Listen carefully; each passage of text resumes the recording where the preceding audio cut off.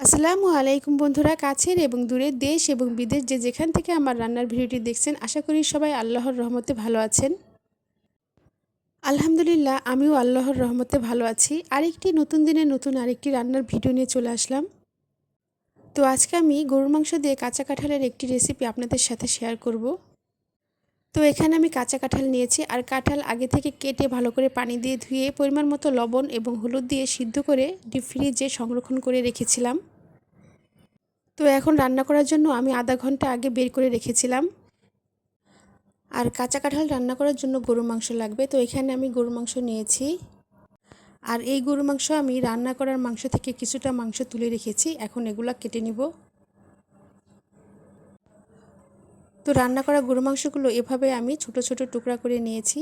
এখন রান্নায় চলে যাব। আর এই জন্য চুলায় কড়াই বসিয়ে পরিমাণ মতো সাদা তেল দিয়ে দিয়েছি। তেল গরম হয়ে গেছে। প্রথমেই পরিমাণ মতো আস্ত জিরা, দুটি তেজপাতা দিয়ে কিছুক্ষণ ভেজে নিব। আমার ভিডিও দেখে যদি আপনাদের ভালো লেগে থাকে তাহলে লাইক, কমেন্ট, শেয়ার করে দিবেন,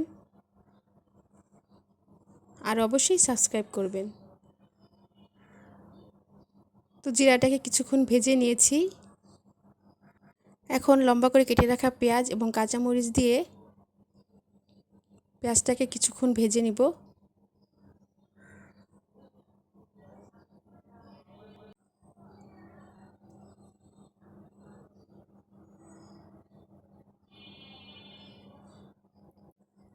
তো পেঁয়াজটাকে কিছুক্ষণ ভেজে নিয়েছি। এখন পরিমাণ মতো আদা, রসুন, জিরে বাটা একসাথে দিয়ে দিলাম, স্বাদ মতো লবণ, পরিমাণ মতো ধনিয়ার গুঁড়া, হলুদের গুঁড়া, লাল মরিচের গুঁড়া দিয়ে একটু নেড়ে চেড়ে দিব।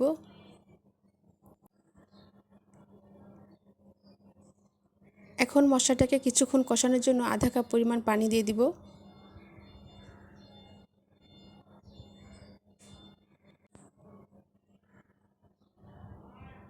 তো মশলাটাকে ভালোভাবে নেড়েচেড়ে কষিয়ে নিচ্ছি। তো দেখুন, তেল বের হয়ে গেছে মশলা থেকে। এখন সেদ্ধ করা কাঁঠাল দিয়ে ভালোভাবে মশলার সাথে নেড়েচেড়ে দিব।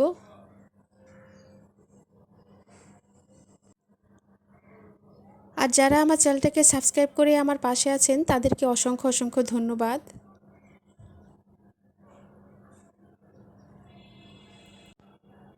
তো ভালোভাবে আমি নেড়েচেড়ে নিচ্ছি।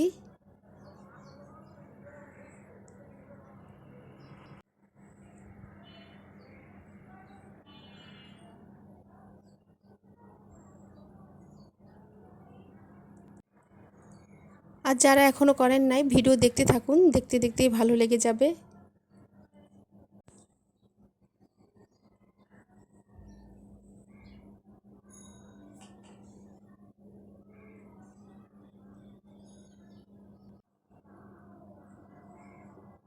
তো এভাবে আমি খুন্তি দিয়ে কাঁঠালগুলোকে ভেঙে দিচ্ছি।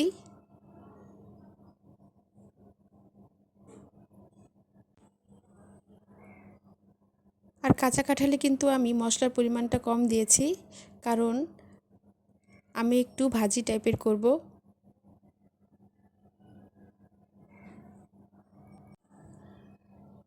এখন আগে থেকে রান্না করা গরুর মাংস দিয়ে ভালোভাবে কাঁঠালের সাথে মিশিয়ে দিব।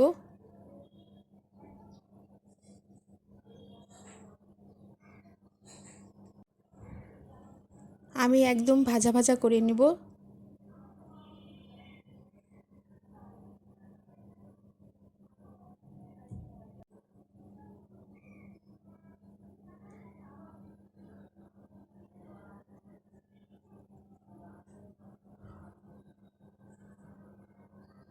তো আমি ভাজা ভাজা করে নিচ্ছি, আর ভাজা ভাজা করে নিলে খেতে ভালো লাগবে। অনেকে গরুর মাংস দিয়ে কাঁচা কাঁঠাল ঝোল করে রান্না করে, কেন জানি আমার কাছে এভাবেই খেতে ভালো লাগে। এখন পরিমাণ মতো ভাজা জিরে গুঁড়ো দিয়ে আবারও ভালোভাবে নেড়ে চেড়ে দিব।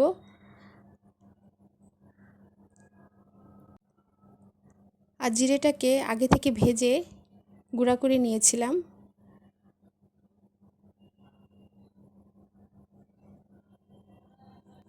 লবণের পরিমাণটা কম হয়েছিল বলে আমি আবারও উপর থেকে অল্প পরিমাণ লবণ ছিটিয়ে দিলাম। এখন আর একটু নেড়ে চেড়ে দিব। তো গরুর মাংস দিয়ে কাঁচা কাঁঠালের রেসিপিটা কিন্তু হয়ে গেছে, এখন নামিয়ে ফেলবো।